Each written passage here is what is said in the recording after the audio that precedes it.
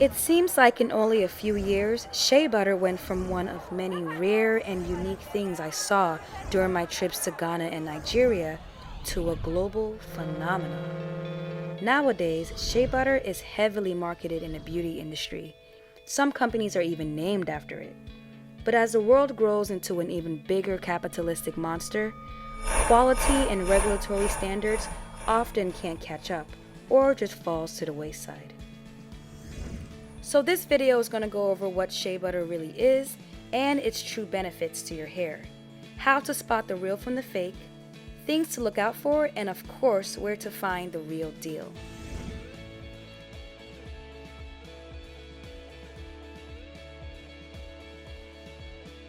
Shea butter is a fatty, creamy, moisturizing, oily, healing vitamin-rich butter that our aunties in Africa painstakingly extract and hand process from the seeds of a tree with many names. For the sake of this video, let's call it the shea tree.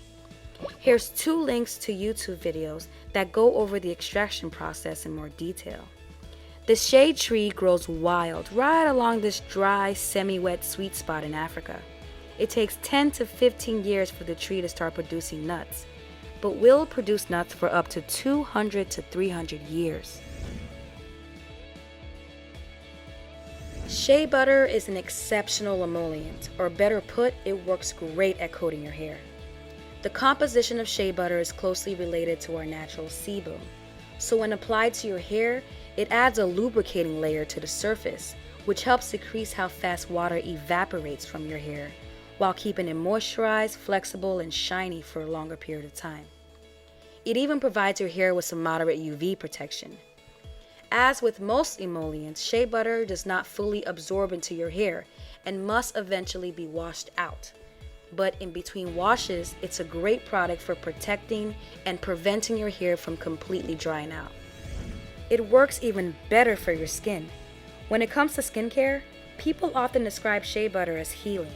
To clarify, it's not going to literally heal a scar overnight. But shea butter has a higher healing fraction than other seed oils, meaning it slightly accelerates the skin renewal process. So it's a great product to use long term for wrinkles, marks, scars, and overall skin aging maintenance. In fact, aloe vera also has a high healing fraction. That's why I use it in my moisturizing cream recipe. If you're interested, here's a link to that video. You've probably heard tons of people say that shea butter is edible.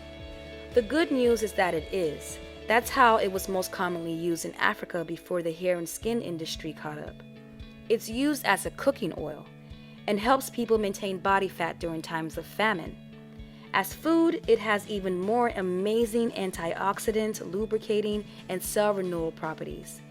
The bad news is that in the Western capitalistic world that we live in, quality is a big concern, and not all so-called shea butters are created equal. Well, that's a trick question because both yellow and white shea butters may not be pure unrefined shea butter. Let's start with the yellow shea butter. The quote-unquote yellow shea butter is a tricky one because when you see yellow butter labeled shea butter, you're looking at one of 3 scenarios. The first scenario is that it's pure unrefined shea butter that includes the root from a tree called a borututu tree. This root is added during the milling process and gives it a very faint yellow color, not a bold one. But it also gives it even more healing and therapeutic benefits, which is a plus. The second scenario is that it's not shea butter at all. It's companion African butter, which also has great healing and moisturizing properties, but is extracted from a completely different tree called a butter tree. And the third scenario is that it could just be a low-grade butter that has been dyed yellow to attract consumers. The good news is that it's becoming less and less common as regulations become tighter, but it's still something to watch out for. Here are some subtle ways to tell the difference between shea butter with borututu tree roots and African butter. Shea butter comes from the shea tree, and African butter comes from the butter tree. The shea tree thrives on land that's prone to drought, so it holds on to whatever moisture it can get. That's why shea butter is more soft and creamy. It has more of a water content. while the butter tree thrives in the water-rich rainforests in Africa, where it doesn't have to hold on to water much because its environment guarantees a constant supply. So African butter is a lot harder and slightly grainy. But don't let the texture fool you, it's super moisturizing. Now let's move on to the white or off-white shea butters. Whenever you see shea butter that's pure white in color, you can automatically assume that it's been refined and bleached. It still has its moisturizing hair coating properties, but has lost most to all of its nutritional healing properties. So okay to use on your hair strands, but not too beneficial for your skin. So after combing through all these different options out there, we've finally found the real deal. Plain old, pure, unrefined shea butter will usually look like this. It has a subtle range in color, from an off-white ivory color to beige and even a pale yellowish color. The color of pure unrefined shea butter slightly ranges because that's the nature of organic products. Each batch is different. Just keep in mind that pure unrefined shea butter will always have a pale color to it, not a bright one. All three of these are pure unrefined shea butter. If I haven't confused you enough in this video, there's actually two types of pure unrefined shea butters.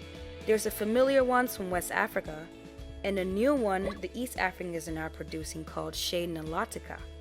It has a higher olein property than West African shea butter, meaning it contains more of the liquid state of fat, so its consistency is softer, but it has slightly less antioxidants than West African shea butter. When choosing between West and East African shea butter, you can't really go wrong.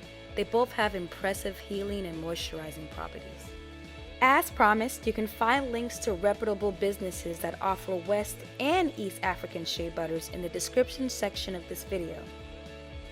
There's an African young lady here on YouTube that not only offers pure unrefined East and West African shea butters, she also offers custom mixture services.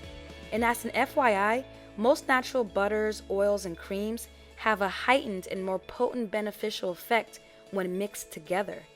She seems really knowledgeable and loves what she does, so make sure to check her out and tell her I sent you. Here's a link to a really informative video she posted a while back on shea butter.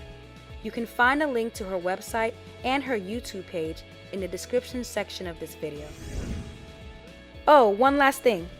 If you have nut allergies, you'll be happy to know that a study published in 2010 discovered that the immune system does not recognize shea butter as a nut protein, and therefore likely will not cause an allergic reaction. So you should be good. Let's see if you've been listening.